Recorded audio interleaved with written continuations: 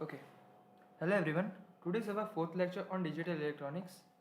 आज का हमारा टॉपिक है full subtractor. So what is full subtractor?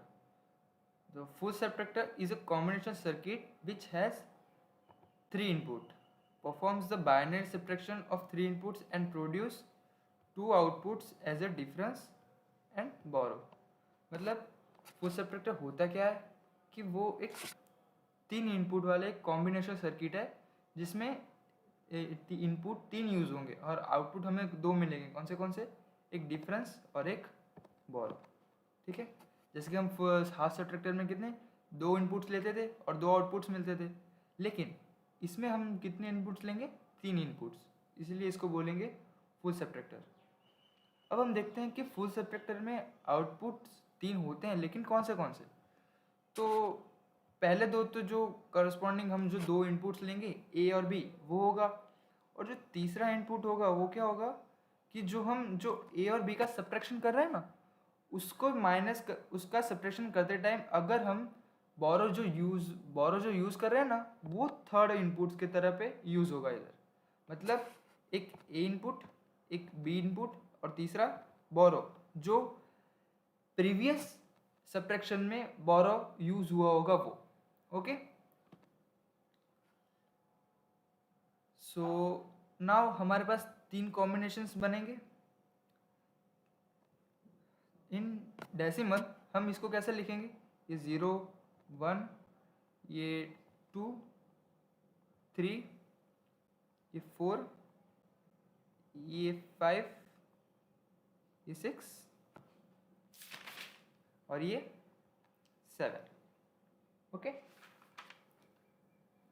सो हमारा बोरो इनपुट कब, ये जो हम थर्ड इनपुट ले रहे हैं बोरो, वो हमारा 1 कब होगा और 0 कब होगा?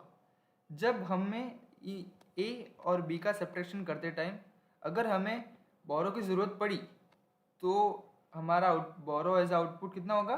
1। कितना? 1। और अगर सब्ट्रैक्शन में बोरो की ज़रूरत ना पड़ी तो कितना होगा? 0।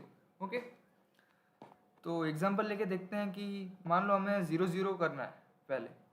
मतलब हमारे पास तो तीन इनपुट्स हैं, तो हम पहले करेंगे ये दोनों का, तो 0 - 0 0 एंड देन 0 - 0 इज 0।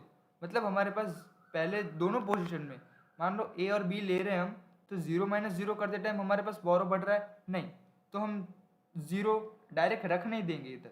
हम बाद में भी चेक करेंगे कि फिर जो दूसरी पोजीशन है यहाँ पे जो हमारा आंसर आया 0, हमारे यहाँ आंसर क्या आया? 0। फिर ये 0 और ये 0 माइनस करते टाइम बोरो बढ़ रही है कि नहीं? हमारे पास तो यहाँ भी बोरो नहीं बढ़ रही। अब तब जाके हम फाइनल लिखेंगे यहाँ बोरो 0 एंड डिफरेंस तो हमारा आ रहा है 1। अब देखते हैं ये वाला एग्जाम्पल। तो अब 0 फर्स्ट करेंगे हम, ये 0 - 1, तो 0 - 1 करेंगे तो बोरो बढ़ेगी। ओके, तो हम यहाँ लिख देंगे बोरो इक्वल्स टू 1, लेकिन हमारा अभी डिफरेंस बाकी है 1। यहाँ हमारा आंसर क्या आया? 1। और 1 - 0 वापस करेंगे तो आंसर क्या आएगा? 1। देन फाइनल आंसर हमारा डिफरेंस में क्या आएगा? 1। अब हम एग्जांपल लेते हैं ये 1 0 1 1 1 0 1। सो फर्स्ट हम लेंगे ये दो इनपुट्स, तो 1 - 0 क्या होगा? बोरो इसमें यूज़ होगा, बोरो नहीं चाहिए हमें, तो बोरो 0 आएगी, लेकिन सिर्फ इस पोजीशन तक। तो हमें डायरेक्ट यहाँ कुछ रख नहीं देना है, हम सेकंड पोजीशन में देखेंगे कि क्या आ रहा है। तो यहाँ तक तो हमारे पास बोरो 0 आ रही है, लेकिन डिफरेंस क्या है? 1 - 0 1। एंड देन हमारा यहाँ पर आंसर क्या आया? 1। अब हम ये 1 और ये 1 का सब्ट्रैक्शन करेंगे, तो 1 - 1 डिफरेंस क्या? 0।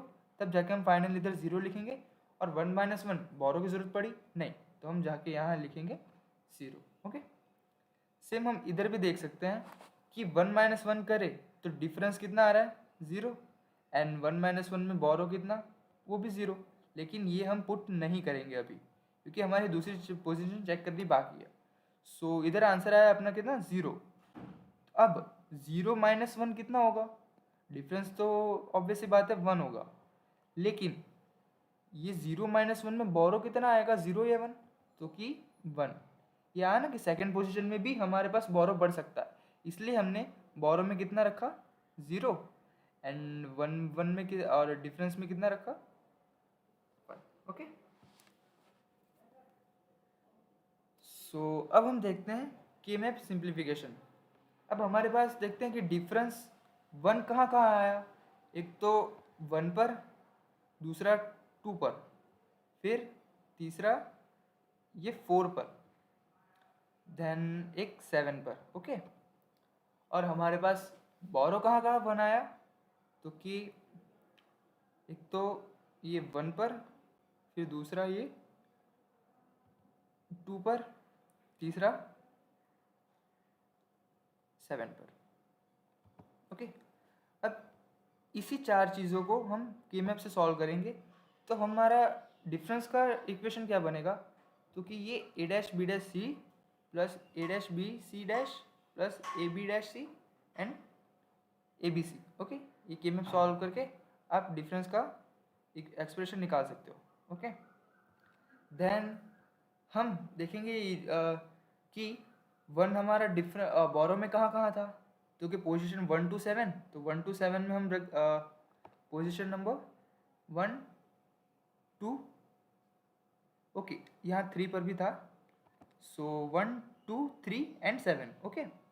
तो हम यहाँ पुट कर देंगे 1 2 3 7 पर 1 and then K map simplification simplification से हमारा बोरो का आंसर क्या आएगा, A dash B plus B C plus A dash सी।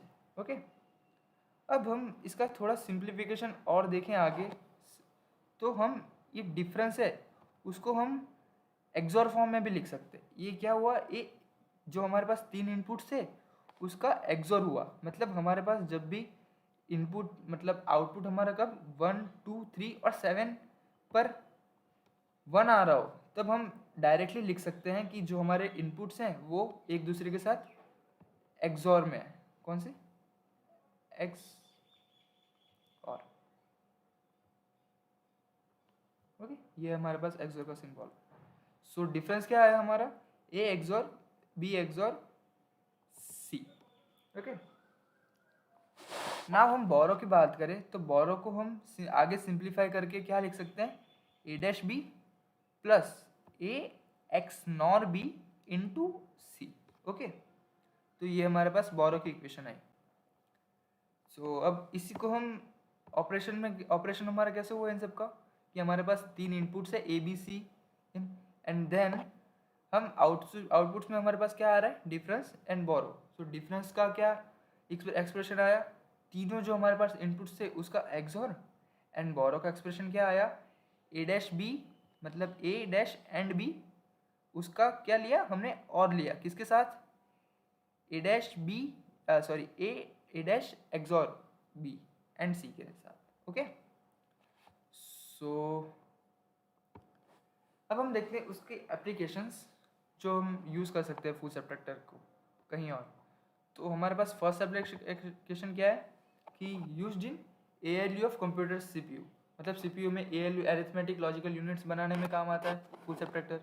दूसरा एटेनुएट रेडियो और ऑडियो सिग्नल्स, जो रेडियो और ऑडियो सिग्नल्स में जो हमारे पास एटेनुएशन आता है ना, उसमें हम फुल सब्ट्रैक्टर का यूज़ कर सकते हैं। And then to calculate address, मतलब हमारे पास जो माइक्रो प्रोसेसर्स में जो एड्रेस मिलती है ना, वो कैलकुलेट करने के लिए हमें फुल सब्ट्रैक्टर का यूज़ कर सकते हैं। ओके। सो ये था full subtractor. So that's all, thank you so much.